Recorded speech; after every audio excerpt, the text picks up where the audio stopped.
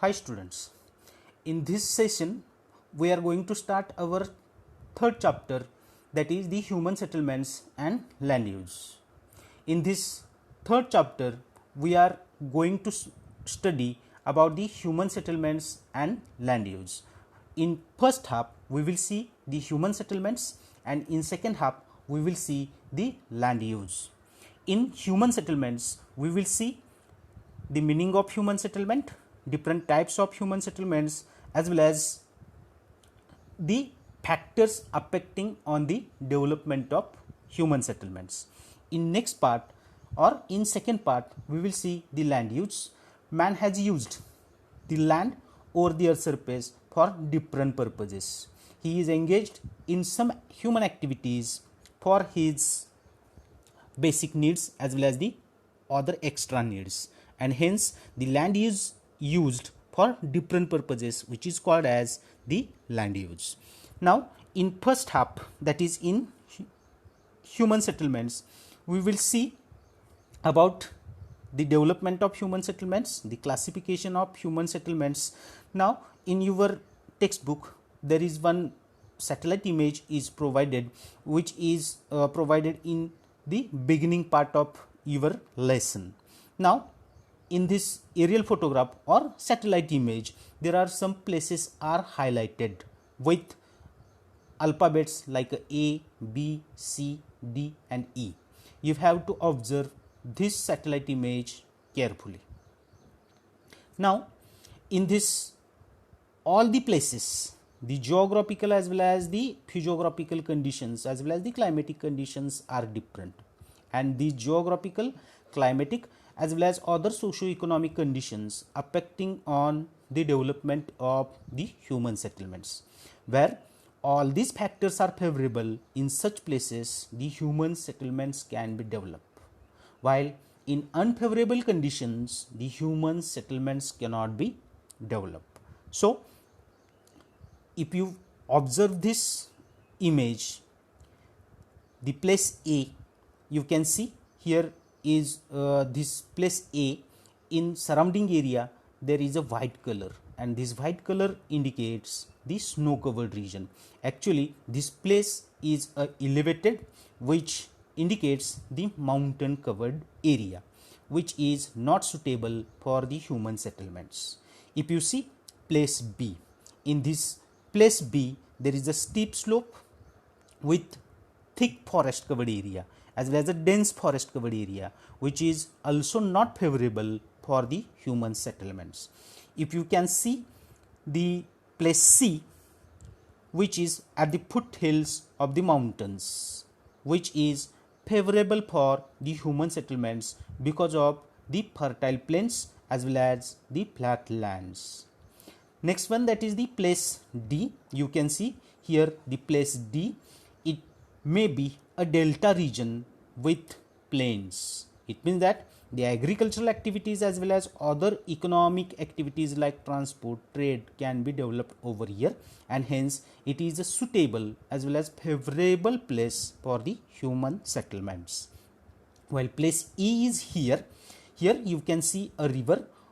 This river made a delta, or the floodplain area can be seen in this area with a dense forest, and because of which this place E is also not favorable for the human settlements. Now there are several questions asked based on this figure. We will discuss on that questions. Now the first question: where are the human settlements likely to develop? A, B, C, D or E, and why? Last slide we have seen about all these places which are favorable and which are not favorable for the human settlements. Now the answer of first question, that is the place C, which have the flat and fertile land at the foothills of mountain, and place D having the fertile delta with coastal plains, are suitable for the human developments. Number 2, question number 2: in the above figures, in which place human settlements is not likely to develop and why? Of course, where the unfavorable conditions are there, in such regions the human settlements cannot be developed. That place A, which is a ice covered and elevated mountain region, place B, forest covered region, and place E, where the floodplains with dense forests are shown. In such regions the human settlements cannot be developed. Next one, question number 3. Looking at figure above, what factors do you think could contribute to the development of human settlements? Actually, there are several physical, socio-economic factors which are responsible for the development of human settlements, and that are physical factors like topography, that is the physiography, then forests, then river basins, as well as the delta region, which are affecting on the development of settlements. Next, question number 4. Can economic factors be important along with physical factors for the development of human settlements? Of course, as economic factors affecting on the development of human settlements, for example, agriculture, industries, etc. Question number 5. Do physical factors affect the economic activities of human settlements? Answer is yes. Human activities are also depend upon the favorable physical factors in a particular region. Where these favorable factors are there, in such regions the human settlement are mostly developed and they having the dense network of settlements. Question number 6. Make a list of factors which affect development of settlements in an area. Now there are several factors like favorable topography, then climate, soil conditions, then availability of water, and other economic as well as political and cultural factors which are affecting on the development of human settlements in an area. In this way, we have discussed the question answers based on this satellite image. Now the next part, that is the human settlements, we will see actual meaning as well as the definition of human settlements. All of you know that the man being is a social animal and he likes to live in a group. Further, social bonding and social needs are developed. Due to the social needs, many people come together at a particular place and construct houses in a particular way. It means that the man is a social animal and he likes to live in a group for different purposes, and when he live in a group, at that time he develops different social bonds, and to complete these social bonds he depends upon the other groups as well as the other people, and in this way he construct a houses at a particular place, and that group of houses is called as the human settlement. Now the definition, the group of houses at a particular place is called as the human settlement. You can see in this photograph that there is a group of houses, and this group of houses is called as the human settlement. Now there are different characteristics as well as the geographical explanations of these human settlements. Now first, human habitat is in the form of settlement. It means that where the human habitats are present, that is the group of houses is present, that form of the houses is called as the settlement. This may range from one house to a city. It means that if there will be a single house in a particular place or a region, that single house is a form of human settlement, as well as the huge group of the houses, that is called as a city, it is also a form of a settlement. It shows that a group of people are using some territory to build houses as well as for their economic support.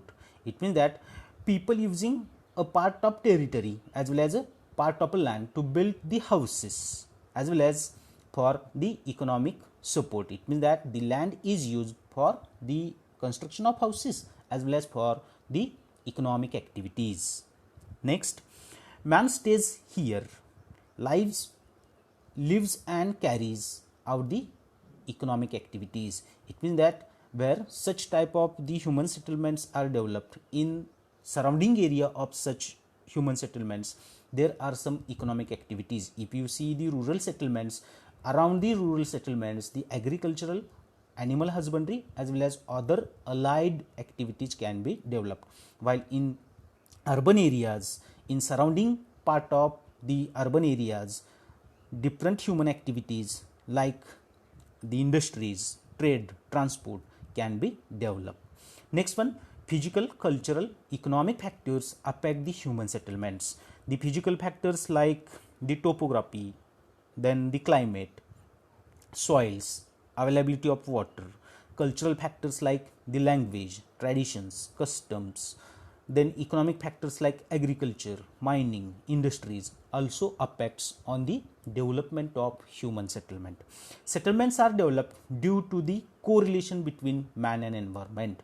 It means that if the environmental conditions will be proper, then there will be the high development of settlements, and for that purpose environmental conditions are affecting on the development of settlements. Next one, physical factors like relief, altitude, soil, climate, drainage, groundwater level, etc.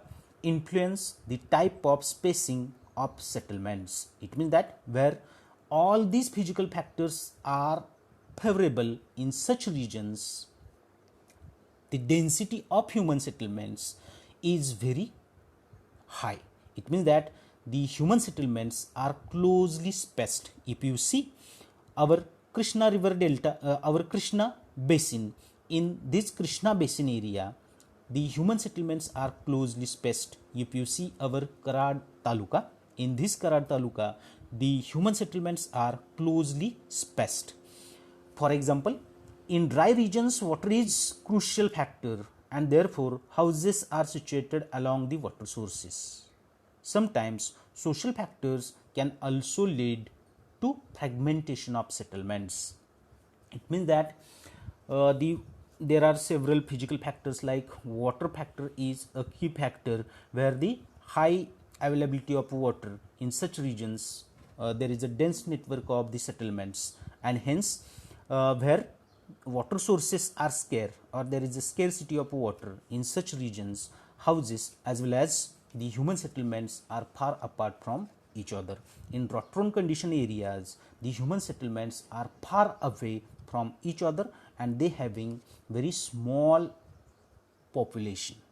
Sometimes social factors can also lead the fragmentation of settlements because of the social factors. There are several social factors because of which the human settlements are divided or get fragmented.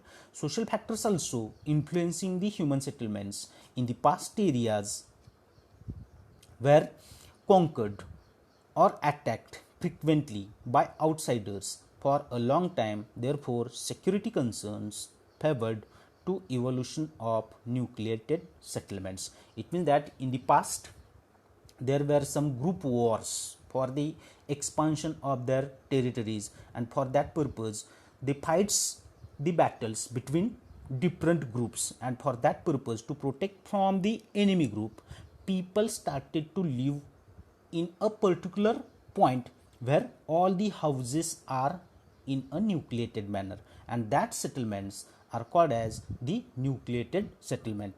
It means that for the protection, that is the social factor also affecting the development of human settlements. Next one, that is the types of settlements. Now for that purpose, there are several criteria which are used for the types of settlement. We will see the important points which are considered for the types of settlement. We will discuss one by one. Number one, settlements vary in size and type. It means that every settlement having a specific size as well as a shape, and according to this size and shape, it assumes a particular type. Next one, they range from hamlet to metropolitan cities. Now, the size of a city, the size of a settlement may be vary from a hamlet. Hamlet means in Marathi you can say that is the vasti. It will be a settlement of 1 to 2, 3 or less than 5 houses, that settlement is called as a hamlet. You can say that is the wadi or vasti. To metropolitan city, metropolitan city means the city which having the population near about 10 lakh, that city also comes under the human settlement. It means that the human settlement range from the metropolitan cities. The development of human settlement is based on the number of houses, and that will be developed like a hamlet, then village, then town, city, metropolitan city and mega city. Next one, with size, the economic character and social structure of a settlement change, and so do its ecology and technology. It means that as the size of settlement is changing, its economic character as well as the social structure will be changed, and it can be seen through the ecology, that is the environmental condition of that settlement, and the technology is used in that settlement. Next one, settlements could be small and sparsely spaced. They may also be large and closely spaced. It means that some settlements will be small in size, and in that settlements, other settlements will be far away from that settlement. It means that the settlements will be sparsely spaced, as well as in some areas the settlement will be large and the network of other settlements will be very close. It means that other settlements will be closely spaced. Now, on the basis of a spacing between the houses, settlements can be divided into the different types. Now, we will see on the basis of the houses, the distance between the houses in that settlement. The settlements are divided into various types. The first is compact or clustered or nucleated settlement. In this nucleated settlement, you can observe the first photograph. In this first photograph, the houses are very closely spaced, and hence these houses, these settlements are called as the compact, clustered or nucleated settlements. For example, there are several cities. In these cities, some multi-storied buildings are there, and all these buildings are very closely spaced. There is no any open space in such areas. Now, second one, that is the semi-clustered or fragmented settlements. Now, you can observe this second photograph. In this photograph, houses are not closely spaced. They having the distance between different houses. These settlements are called as the semi-clustered or fragmented settlements. In some areas where there are some planned villages, in such planned villages, there are some roads as well as some areas as well as some land is reserved for different purposes around the houses, and hence these houses having the distance between each other, and they are called as semi-clustered or fragmented settlements. Next one, dispersed settlements. Now observe the third photograph. In this third photograph, you can see there are some groups of the houses, and that groups of the houses are the settlements, and these settlements are far apart from each other, and they are well linked with the roads. Such pattern of houses or settlements is called as dispersed or scattered settlements. Now the fourth one, it is called as the isolated settlement. Here you can see in a photograph number 4, there is a single house which is located at the foot of a hill or a mountain. Here is a single house. There is no any other house close to this house. This is also one example of a settlement which is called as the isolated settlements. In our areas, that is in Maharashtra, such type of settlements can be seen in farmlands which are far away from the main village as well as a main settlement. Such farmlands are an example of isolated settlements. Now, in your textbook, there is one activity is given. There are several satellite images are provided, and in front of these satellite images in your textbook the explanations are given. Now this activity can be say as a match the following. Now the satellite images will be the column A and the explanation will be the column B. You have to match both the columns in your textbook. You can observe this activity in your textbook. In this images, now I am explaining in this image I have already matched both the columns, that is the image and its explanation. Now the first image, satellite image, that is the A. Now I have already matched this image and its explanation. Now if you see this image, this satellite image, here in this satellite image is a patternless pattern of the human settlement. Now with the development of the settlement, the size of the population also increases. It means that according to the time, this settlement is expanded, and hence there is a development of a settlement. Second, increasing population leads to haphazard development of the settlement. It means that because of the rate of migration as well as because of the increasing population, the size of this settlement is get expanded. Number 3, that is the C, houses are built as per convenience and space available. It means that as the place is available, the houses are constructed. It means that for the construction of houses, planning is not used. In this way, this settlement is a patternless settlement. Now second, that is the B. Now in this second image, that is the B, you can see there is a one road.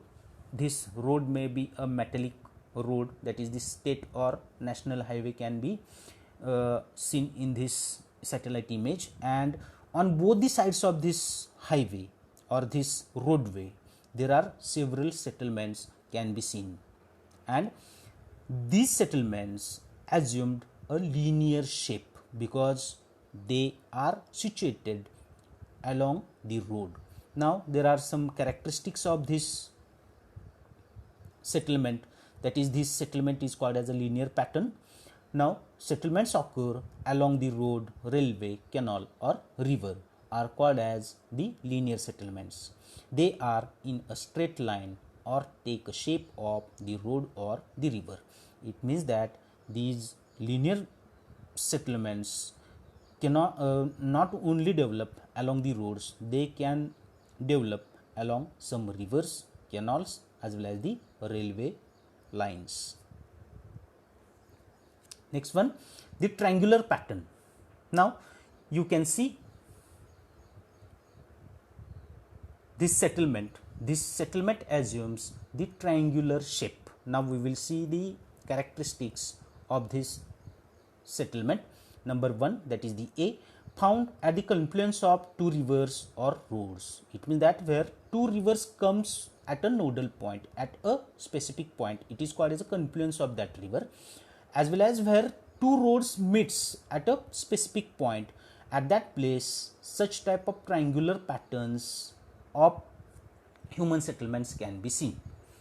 Number 2, the settlements can grow in all three sides due to physical or social reasons. It means that at three sides of that two rivers as well as two roads, human settlements may develop because of some available as well as some favorable physical as well as socio-economic conditions, and that settlements look like a triangle, and hence it is called as the triangular settlement. Next one, that is the circular pattern. You can see the image D. Here at the center there is a water source, maybe a tank, and around this tank human settlements are developed, and it looks like a circle, or it developed a circle, and hence it is called as the circular settlement. Now the geographical explanation.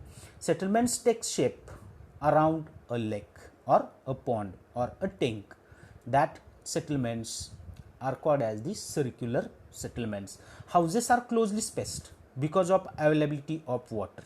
It means that here there is a main source of water, and around these main source of water, human settlements or houses are constructed by the people, and hence this settlement assuming the circular shape. Next one, radial pattern. Now look at this figure. In this figure you can see the radial shape of a human settlement. At a center there is one important place, and around that important place, or that around that important location, human settlements are developed. This central point is well linked by the roads and railways with each other, and hence along that roads and railways, as well as at this central point, all these human settlements are developed, and it assumed a radial pattern. Now the explanation or the characteristics. Radial pattern, settlements grow around a central object or a center. It means that such settlements develops around a central object or a central point. At a center there may be a temple, there may be a historical monument, or any source of water, and around that object as well as the center, such human settlements can be developed. This central point plays an important role in the development of the settlements around it. It means that this central point playing very important role for the development of such settlements. Next, that is the F rectangular pattern. You can see here the rectangular pattern of the human settlement. Here you can see the network of roads as well as the arrangement of roads and the arrangement of houses, which assumed a rectangular shape. You can see the houses in a blocked manner. It formed a checkerboard pattern, and hence this settlement is called as the rectangular settlement or the rectangular pattern settlement. Now the characteristics. Settlements are in a straight line. Second, such lines are parallel to each other. These lines are mostly formed because of the roads. These days planned cities may take such a shape. It means that where there are some planned cities, if you go in Kolhapur, there are some planned settlements like Rajarampuri. There are several lanes, first lane, second lane, third lane, fourth lane, and these lanes are developed in a planed manner, and that particular area assuming the rectangular pattern, that is the checkerboard pattern. In this way we have seen the patterns of settlements. Now next time we will see the other types of the human settlements as well as the factors affecting on the development of human settlements. So students, thank you for watching this video.